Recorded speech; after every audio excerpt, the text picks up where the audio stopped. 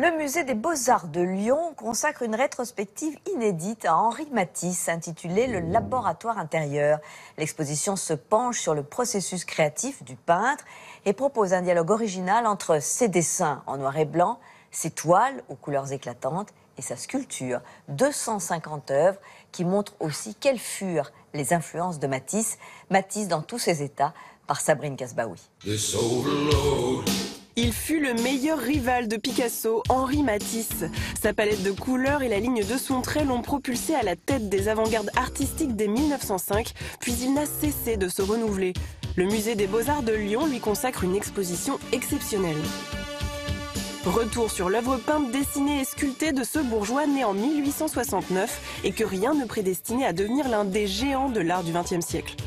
Alors surtout, ce qui frappe, c'est qu'à la différence de Picasso, il a une vocation qui n'est pas très précoce, puisque sa vocation s'affirme quand il a l'âge de 20 ans.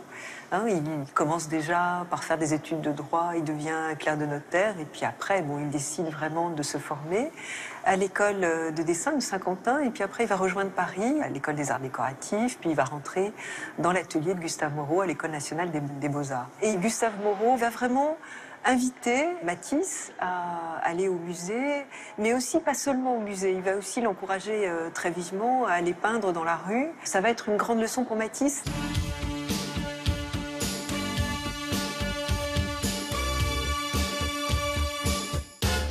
Le côté tout à fait génial de Gustave Moreau, c'est de lui avoir dit un jour qu'il allait simplifier la peinture. Et Moreau avait vu justement, je crois, cette quête, en tout cas qu'il habitait, et cette marche vers l'abstraction, vers l'épuration, la décantation, qui sera finalement sa recherche artistique tout au long de sa vie. Henri Matisse n'a pas peur des influences des maîtres anciens dont il fait des copies au musée, car il saura s'en affranchir. C'est la leçon d'un autre de ses mentors, Paul Cézanne. Cézanne lui montre l'exemple d'une peinture très, très maçonnée, qui est vraiment constituée par des grands aplats de couleurs.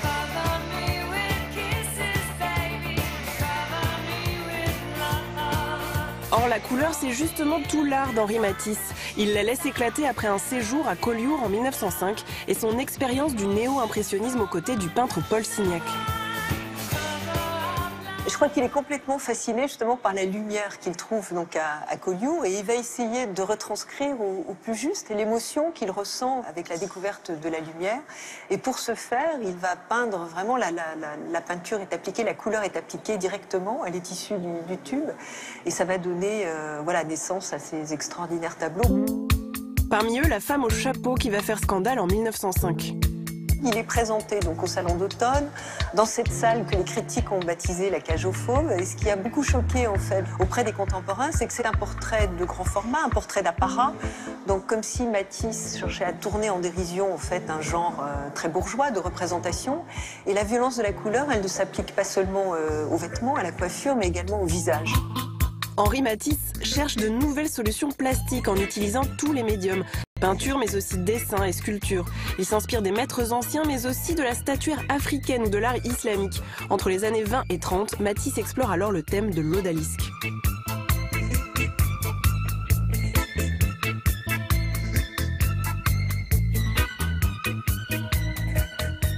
Ce sont des figures orientales qui sont peintes dans l'intérieur de harems. Et je pense que c'est un moment aussi où Matisse a peut-être besoin de regarder vers les maîtres du passé, du côté d'Inde. Et je crois que l'odalisque, plus qu'un motif iconographique, c'est une sorte de support de sa réflexion.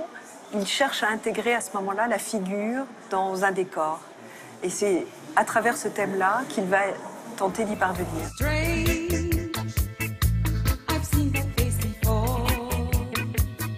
1941, Henri Matisse survit à une grave opération chirurgicale. Miraculé, son art se libère encore davantage. Il livre alors une série, Les Ateliers de Vence. Il va renouer aussi avec la technique du dessin fauve, de ces grands dessins au pinceau à l'encre de Chine. Et pour lui, ces dessins avaient autant d'importance que ces peintures. On en voit un très bel exemple ici dans l'intérieur rouge, où un grand dessin au pinceau noir est présenté sur le même plan qu'une peinture au mur de l'atelier. Mais c'était également des natures mortes, des vues de son environnement en fait, de travail qu'il nous livre.